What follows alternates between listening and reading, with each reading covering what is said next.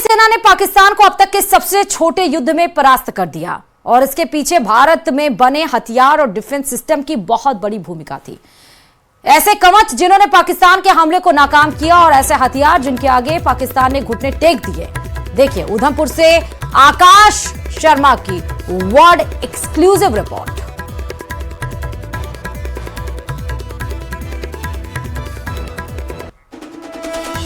तो हमलों को किस तरह से नाकाम किया गया, किस तरह पाकिस्तान को घुटने पर लाने पर भारत मजबूर कर दिया। कई हमलों को नाकाम किया गया है। कई सारे ड्रोन और मिसाइल अटैक पाकिस्तान की तरफ से की गई थी ऑपरेशन सिंदूर के खिलाफ, लेकिन स्ट्रांग डिफेंस सिस्टम होने की वजह से पाकिस्तान किस तरह से मिट्टी में मिलता हुआ दिखाई पड़ा, उसी के लिए एक्सक्लूसिव रिपोर्ट आपके सामने है।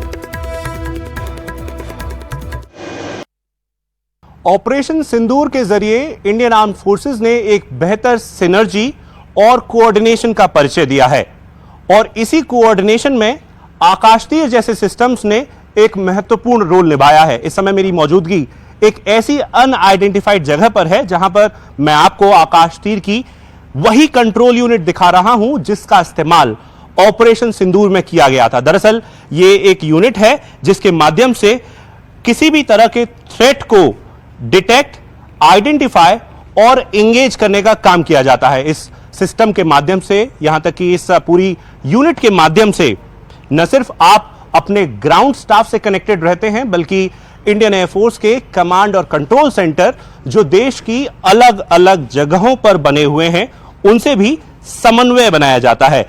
मैं इस समय आपको तस्वीरें दिखा रहा हूं किस तरह से इंडियन आर्मी के जो जवान हैं, खासतौर पर आर्मी एयर डिफेंस यूनिट के जो जवान हैं, वो किस तरह से जो तमाम डेटा उनके पास आ रहा है उस पर काम कर रहे हैं। और ऐसे ही 6 नोड वेस्टर्न बॉर्डर पर लगाए गए थे जिनकी मोबाइल यूनिट्स के माध्यम से तमाम तरीके के जो एरियल थ्रेट पाकिस्तान की ओर से आए उन्हें नाकाम किया गया। हमें जानकारी है कि किस तरह से न सिर्फ ड्रोन बल्कि मिसाइल और एयरक्राफ्ट के माध्यम से भी पाकिस्तान ने भारत की अलग अलग जगहों पर मिलिट्री इंस्टॉलेशंस को बर्बाद करने की प्लानिंग करी थी, लेकिन यह प्लानिंग सफल नहीं हो पाई और इसमें आकाशतीर जैसे सिस्टम्स ने महत्वपूर्ण रोल निभाया। कैमरा पर्सन अर्जुन के साथ मैं आकाश शर्मा, न्यूज़ 18 इंडिया के लिए। भारत द्वारा ऑपरेशन सिंदूर के तहत पाकिस्तान की कई जगहों पर स्ट्राइक्स के बाद बौखलाए पाकिस्तान ने भारत की ओर कई तरह के ड्रोन और मिसाइल भेजे। ऊधमपुर स्टेशन एक ऐसा स्टेशन है जो पाकिस्तान द्वारा लगातार टारगेट किया गया और यहां पर इंडियन आर्मी की एयर डिफेंस यूनिट ने किस तरह से आने वाले हमलों को कहें कि नाकाम किया, उसकी एक बानगी हम आपको दिखा रहे हैं। यह है टर्किश ड्रोन जिसे इंडियन आर्मी की एयर डिफेंस यूनिट ने गिराया था और इसके साथ जो बारूद था उसे निकाला था। इसमें आप देख सकते हैं कि किस तरह से जांबाज़े मुरीद कर एक मैसेज भी लिखा हुआ है, जिससे कहीं ना कहीं यह साबित हो रहा है कि इसे मुरीदके से जहां तक है भेजा गया था और जब भारतीय सेना ने इसे गिराया तो किस तरह से इसके जो फ्रेगमेंट्स हैं वो बिखर गए, उन्हें भी यहां पर कलेक्ट कर रखा हुआ है। ये आप तस्वीरों के माध्यम से देख सकते हैं। हमें जानकारी है कि किस तरह से L-70, ZU-23 और तमाम तरीके की जो ऐसी एडी गन्स हैं उनका इस्तेमाल कर भारतीय सेना ने ऐसे तमाम हमलों को नाकाम किया था। ये हम सभी जानते हैं, लेकिन ये फ्रेगमेंट्स कहीं ना कहीं बता रहे हैं कि किस तरह से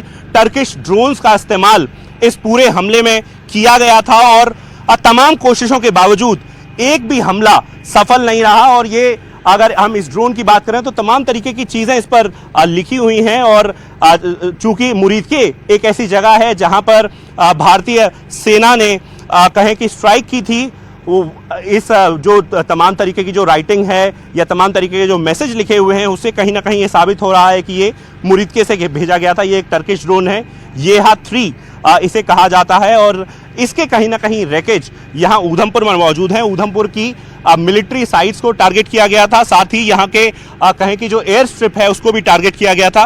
कोशिश की गई थी कि कहीं ना कहीं यहाँ पर एयर स्ट्रिप को खराब कर दिया जाए या जो रडार सिस्टम है, जो सेंसर्स हैं, उनको डिस्ट्रॉय कर दिया जाए, लेकिन एक भी हमला सफल नहीं हो पाया और कुछ इस तरह से कहें कि नतीजा था तमाम ड्रोन्स का या तमाम मिसाइलों का जो इस तरफ भेजी गई थी। कैमरा पर्सन अर्जुन के साथ मैं आकाश शर्मा, न्यूज़ 18 इंडिया के लिए।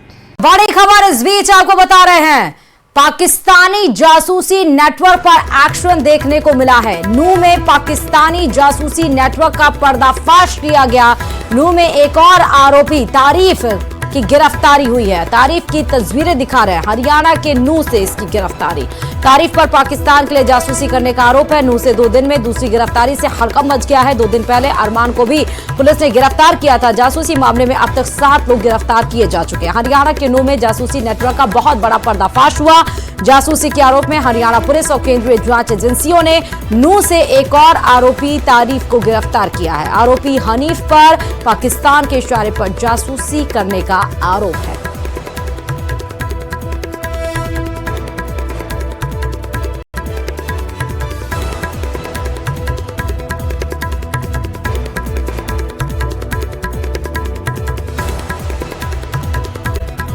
मध्य प्रदेश के मंत्री विजय शाह को सुप्रीम कोर्ट से बहुत बड़ा झटका लगा। दरअसल मंत्री विजय शाह मामले में एसआईटी का गठन किया गया है। जी हां, सुप्रीम कोर्ट ने एसआईटी के गठन का आदेश दे दिया। मंत्री विजय शाह के बयान की जांच अब एसआईटी करेगी। कर्नल सोफिया कुरैशी पर विजय शाह ने विवादित बयान दिया था, जिसके बाद यह मामला तूल पकड़ गया। सुप्रीम कोर्ट से लेकर हाई कोर्ट ने सभी इनके खिलाफ सख्त निर्देश दिए। उसके बाद से अब सुप्रीम कोर्ट में यह मामला था और सुप्रीम कोर्ट ने बहुत बड़ा डिसीजन विजय शाह के खिलाफ दिया। एसआईटी गठित करने की मांग की है और एसआईटी अब विजय शाह के दिए गए बयान पर पूरी जांच करेगी। बताते चले कि लेफ्टिनेंट कर्नल सोफिया कुरैशी पर विवादित बयान दिया था और ये जनजातीय मंत्री हैं। उसके बाद इस तरह का बयान उनका आया था, जिस तरह से उन्होंने बयान दिया था कि हिंदुओं को जिस तरह मजहब पूछ के मारा गया, उसके बाद ऑपरेशन सिंदूर चलाकर सरकार ने उन्हीं के बहन को उनके गढ़ में भेजा और नस्तनाबूद करने की को कहा गया। हालांकि ये जो स्टेटमेंट था ये वाकई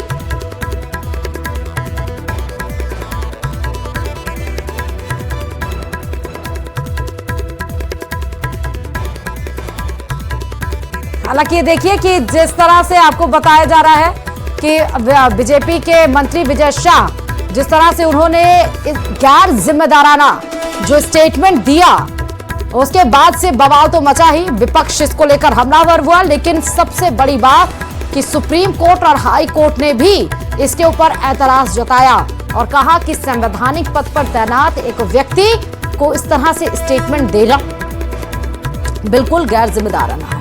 उसके बाद से अब एसआईटी गठित कर दी गई है। मंत्री विजय शाह मामले में रात में ही मोहन यादव ने बड़ी बैठक बुलाई थी। संगठन मंत्री और जिला अध्यक्ष के साथ बड़ी बैठक की थी, कड़े निर्देश दिए गए थे। उसके बाद से मंत्री विजय शाह कई बार माफी मांग चुके।